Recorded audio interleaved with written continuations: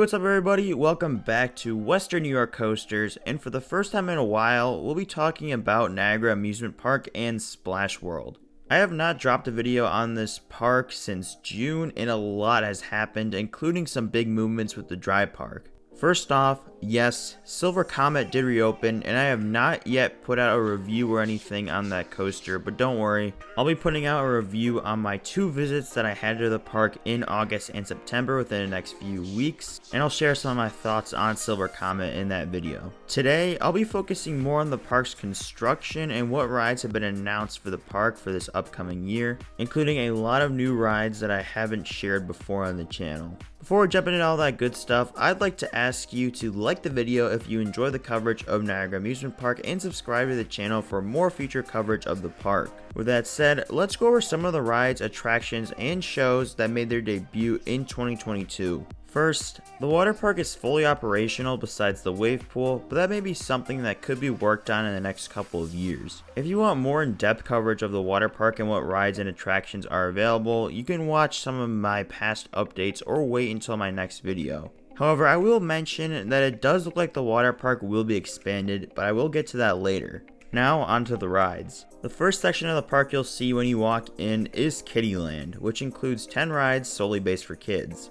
And unfortunately, no kiddie coaster yet for anybody who's looking for more credits. Those rides include Planes and Copters, Circus, Drop Zone, Ships Ahoy, Auto Carousel, Niagara Helicopter Tours, Steel Colt, Balloons, and Hot Rod Cruisin'. There is also a carnival style bumper car ride plopped into this section as well, but it's pretty small, so no complaints there. The park has also opened a new Grand Carousel that is very aesthetically pleasing. The park has also reopened the popular Herschel Iron Horse train. The section to the left of the front entrance is Western Town, which is not of a lot at the moment, but it still features some of the park's signature shows, including the Wild West Shootout. The lone ride operating in Western Town is Gunslinger, the park's Eli Bridge Scrambler that was previously located at La Feria Chapultepec, Mexico, much like a few other rides that are coming to the park. As for what I like to call the main midway of the park, which starts at Silver Comet and ends at the Ferris wheel, there wasn't a whole lot going on there in 2022, but there was one new ride in that area called the Amazing Flying Machine that utilizes the old ride pad for the Mind Warp. This ride is a simple Larson flying scooter ride that appears to have been purchased from a fair showman, but that doesn't really take away from the ride experience, and it's a fine attraction. Finally, the biggest ride operating at the park in 2022 is Silver Comet, the park's 1999 CCI wooden coaster. This ride had a decent amount of retracking to help repair the damage from the trespassers who broke into the park while it was closed, and it appears to have gotten the PTC train back that it used to run from Apex. There are also a few shows that took place in Kiddyland throughout the year in addition to the shows in Western Town. And the park has also reopened the mini golf course. That about sums up what was offered in 2022, so let's move on to what we will see in the future. Now that the park is a solid base of 16 rides, mainly made up of kiddie rides, Gene Staples and the rest of his team at IB Parks Entertainment will look to fill up the family and thrill categories in 2023. The park recently announced 2 rides for 2023, which are a Pinfari Dark Ride and an SDC Galaxy. We've known about the SDC Galaxy for quite a while, and I went a bit more in depth about it in another update, but to summarize, this coaster has been relocated a few times, but it's just a basic Galaxy that you'll find at a lot of fairs, and you can even find one in New York at Sylvan Beach Amusement Park. Although they are not my favorite kind of ride by any means, I think it will do a nice job of filling the family coaster niche, and it will be going where the Crazy Mouse used to operate. Now the next ride that we know is on its way up is a Pinfari Dark Ride that is said to be from Rye Playland, where it operated as Flying Witch. This ride definitely has the vibe of a good, cheesy 70s dark ride that'll really symbolize what this park will be all about, which is classic rides being given second chances. You can find track dark rides like this at Waldemere and Sylvan Beach. And even though these rides don't do too much for me compared to the modern day dark rides that we see from Disney and Universal, it's really cool to think that these rides are about 50 years old now and they can still give guests a scare with a loud horn or a pop-out figure. This ride will be located in front of Silver Comet, as it will take up the plot of land that the Rock and Roll Music Express formerly occupied. Two other rides were announced for 2022 that unfortunately did not open. One of them is Crankshaft Cruisers, the park's antique car ride at the back of the park, which obviously wasn't open, so it makes sense why this ride will probably not open until next year. Hopefully we'll see this ride get some new or refurbished cars to go along with this. The other ride is a mock Caterpillar that once again is from La Feria.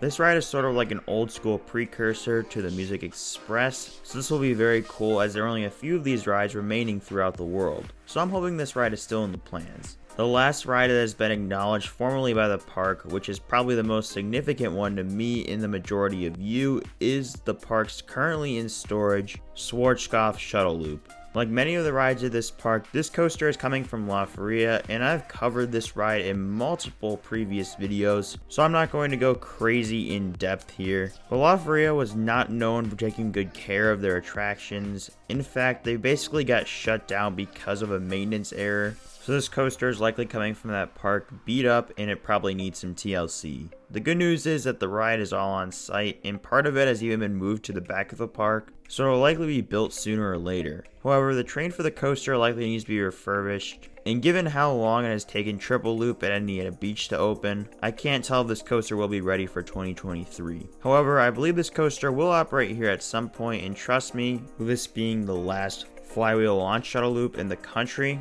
the payoff will definitely be worth it. The park is currently putting in a lot of effort into building that Galaxy and Dark ride, but from what I saw this past summer, I saw a lot of rides beyond the ones that I already mentioned either in the parking lot or in the park itself. One ride that we've seen in the parking lot for a while is the Top Spin, rumored to have come from La Feria. I don't have any photos because this area is blocked from public view currently, but it looked like to me that the arms of a Top Spin were sitting in the spot of the park's former Zamperla Disco. This will be a smaller Top Spin, but these rides are always fun, and if they can build this ride and it's safe to operate, I'd be glad to have it at the park, especially since Darien Lake just had its Top Spin removed. Now the next ride coming to the park that is pretty much confirmed is a ride that I'm very excited to see, knowing how rare this model has become. This ride is a Husk Condor.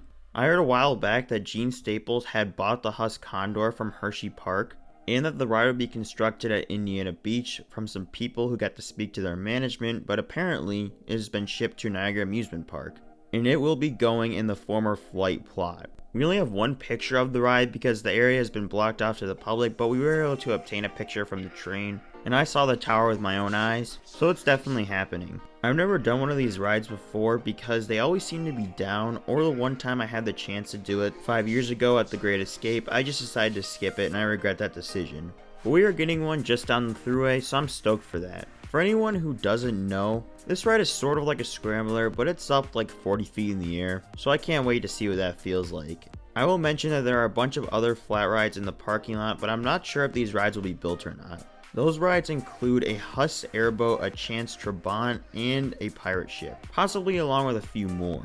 The concern I have about these rides is that most of the other flat rides that have arrived at the park have already been constructed, or we at least know where they're being built. The question is whether these rides are fit to run at an amusement park in America. We don't know how these rides were shipped or where they are from, so it is possible that some of them have reached the end of their service lives or they need some maintenance. And after seeing these rides in person with my own eyes, I just don't know if some of these rides will be fit to operate. I think it's also possible that the Top Spin and the Mock Caterpillar could be in that conversation as well, but I feel a little bit better about these rides considering that we have seen some progress with them, and more with the Caterpillar because we got a formal announcement. And I don't even know if the Caterpillar's on site yet. I could be wrong, but that's what I'm thinking with those rides in the parking lot. Something else that has shown up near the parking lot is some water park attractions, including a few slides and possibly some sort of splash pad. I have heard that there is interest in expanding the water park and there should be some space to do it,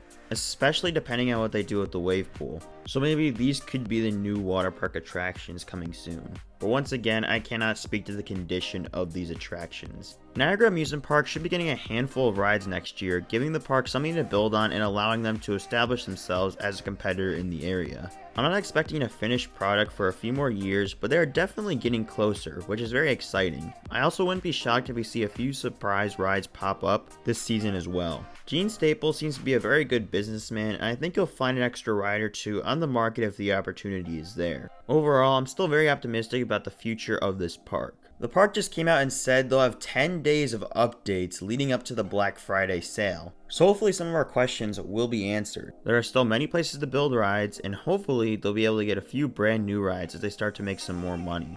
I'll keep an eye on this park throughout the off season, so don't forget to subscribe for all the latest and greatest Niagara Amusement Park news. If you enjoyed this video, don't forget to leave a like and comment on what ride is exciting you the most. That said, I'd like to thank you all for watching, and I'll see you all in the next video.